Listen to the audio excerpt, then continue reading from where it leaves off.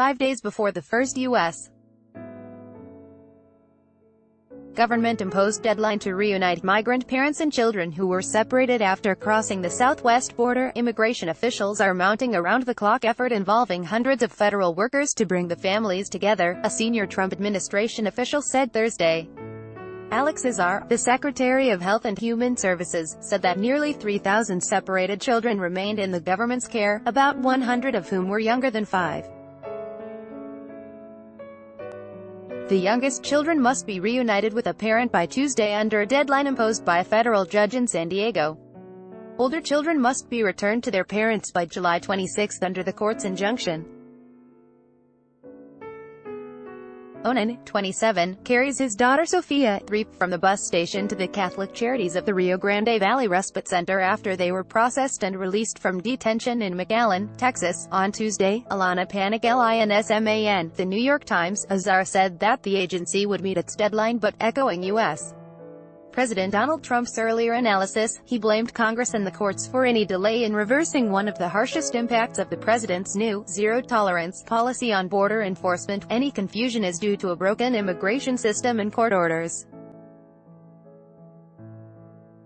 It's not here, Azar said in a conference call.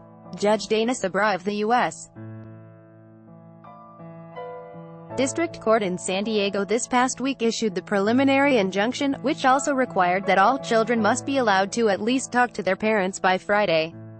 Article continued. Azar said the agency was using DNA tests to confirm that the parent and child relationships were genuine. He added that parents of the youngest children, for whom the earliest deadline applies, have already been moved to immigration jails that were close to the shelters where their children were being held.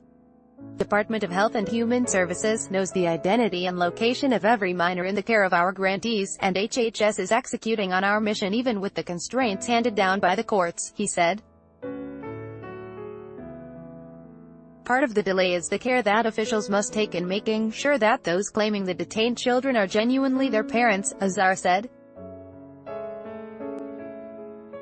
He said the agency is also attempting to verify that parents do not have a background that make them inappropriate caretakers.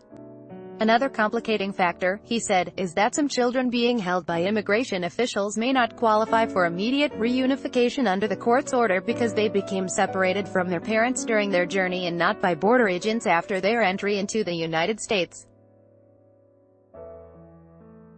Read more. U.S. border enforcement abandons zero-tolerance policy toward immigrant families.